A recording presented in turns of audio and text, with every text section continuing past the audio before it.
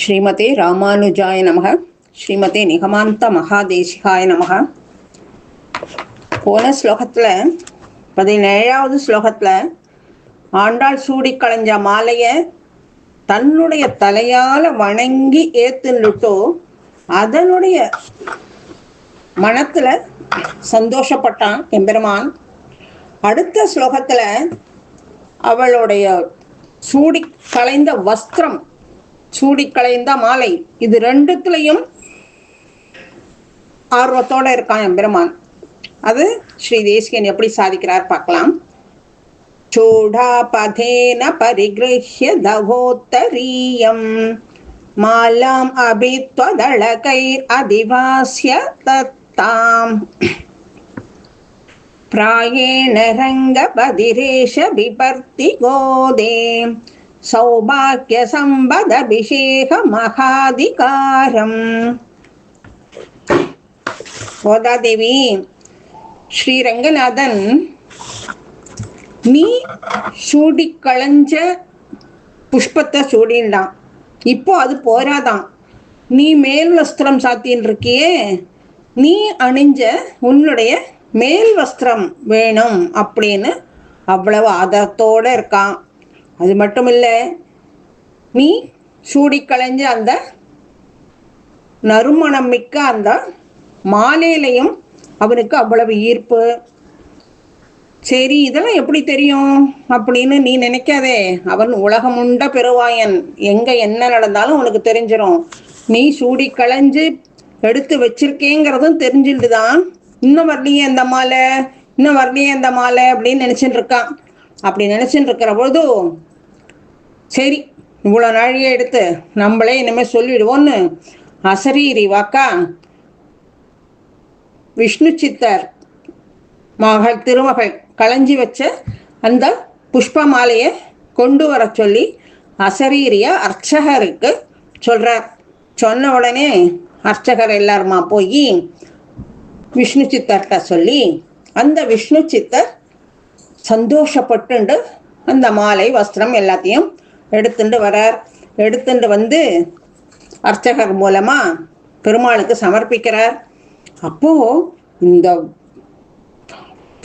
ஆண்டாளுடைய மாலை வந்துடுத்து, ஆண்டாளுடைய மேல் வஸ்திரம் வந்துடுத்து அப்படின்னு ஆதரத்தோட அதை அப்படியே தன்னுடைய முடியல, திருமுடியில, அதுவும் எப்படி பரிவட்டம் போல சாத்திக்கிறாராம்.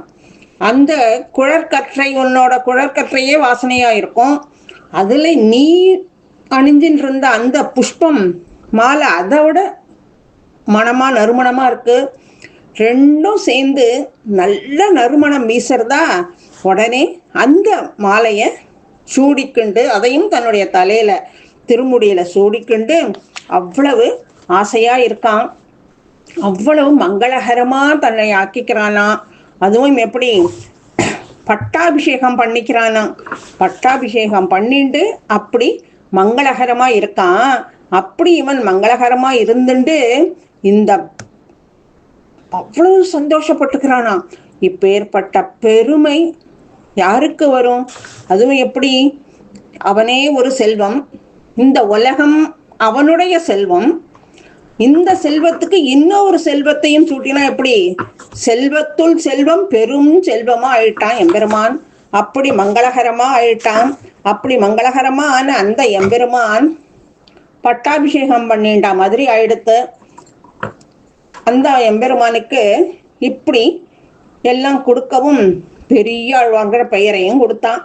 கொடுத்துட்டு பெரியாழ்வார் சொன்னார் இல்லையா, உடுத்து களைந்தனின் பீதக வாடை உடுத்து கலத்ததுண்டு தொடுத்த துழாய் மலர் சூடி களைந்தனும் சூடுமி தொண்டர்களோம் அப்படின்னு சொல்ற மாதிரி, பெரியாழ்வார் சொன்ன மாதிரி அவள் எம்பெருமான் உடுத்து களைஞ்சதை நம்மள ஸ்வீகரிச்சுக்கிறோம், பெரியாழ்வார் ஸ்வீகரிச்சுட்டார். அதே கோதாதேவி ஸ்வீகரிச்சுன்றதை தான் ஸ்வீகரிச்சுக்கொண்டு தனக்கு ஆண்டாளால மங்களகரம் வந்தது அப்படிங்கிறத சொல்லிண்டு தானும் நம் எல்லாருக்கும் மங்களத்தை கொடுத்துருக்கான். அப்பேற்பட்ட எம்பெருமான் இப்படி தன்னுடைய பூமாதேவி கிட்ட இருந்து எல்லாத்தையும் மேலாடைய வாங்கிண்டான், சூடி கலைந்த மாலையை வாங்கிண்டான். இந்த மாதிரி பெருமை யாருக்கு வரும்?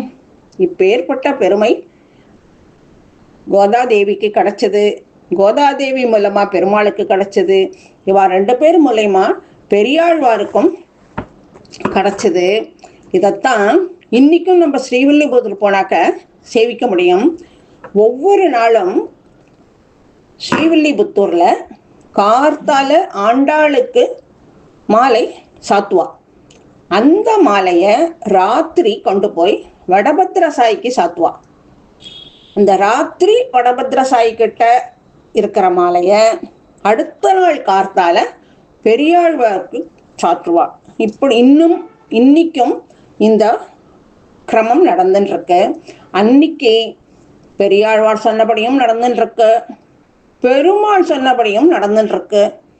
எல்லாத்துக்கும் மூல காரணமா ஆண்டாள் நாச்சியார் கோதாதேவி எல்லாருக்கும் மங்களத்தை கொடுத்துண்டு, அந்த மாதிரி மங்களத்தை நம் போன்றாருக்கும் கொடுக்கறதுக்கோசரம் இவ்வளவு தூரம் பண்ணியிருக்கா.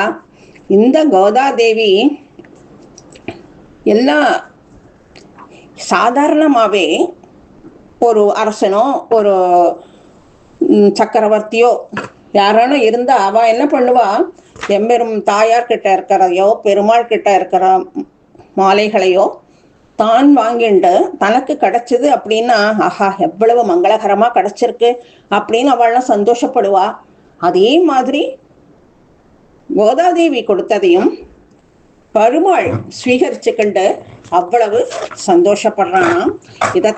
இதையே ஸ்ரீ தேசிகன் ஸ்ரீஸ்துதியில 17வது ஸ்லோகத்துல ஸ்ரேயஸ் காமா கமல நிலையே சித்திரமாம் நாய வாசாம் சூடா பீடம் தவ பதயுகம் சேத சாதாரயந்தக அப்படிங்கிறான்.